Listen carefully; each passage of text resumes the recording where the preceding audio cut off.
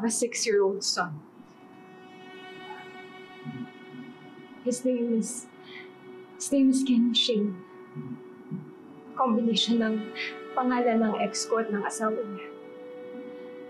I was 15 years old. Awkward stage. Walang mabigay na role yung mother network ko. Kaya nag-aral muna ako.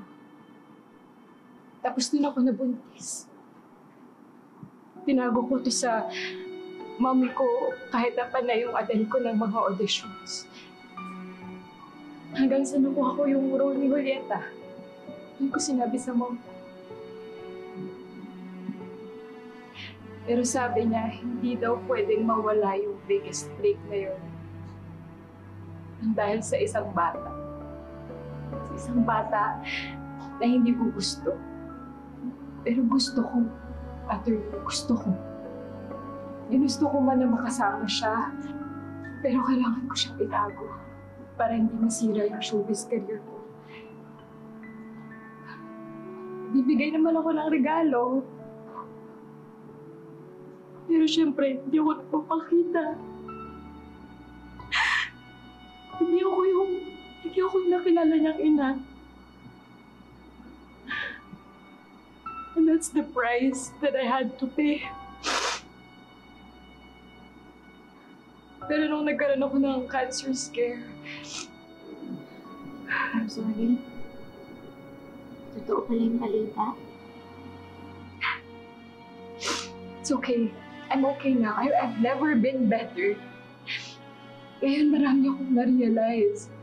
Napaisip ako sa buhay ko. What have I done with my life?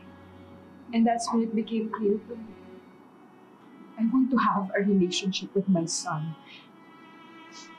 Pero hindi niya ako kilala.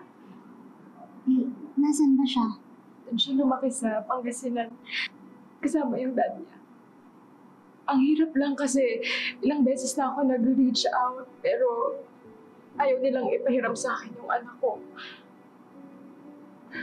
Ang kinikilala niyang ina, yung stepmom niya. Ako dapat yun. Gusto ko makilala yung anak ko at gusto ko na makilala niya rin ako. Pero kahit yun, pinagkakait nila sa akin. Tinatakot pa nila ako na papa-issuehan daw nila ako ng protection order para hindi ako makalapit sa anak ko. Ano bang gusto mong mangyari? Ano bang eksaktong gusto mong mangyari sa inyong bata? Gusto ko lang shared custody para sa anak ko. Please help me, Atty.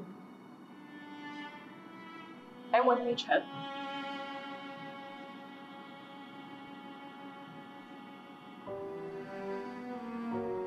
Sana lahat ng nanay ko gaya mo, Esther. Huwag kang mag-alala. Tutulungan kita. Pauwiin natin si Kenshi. Thank you, Attorney. Pero pwede po ba yun, Attorney, na mangyari yung custody battle ng hindi nalalaman ng public na may anak ako?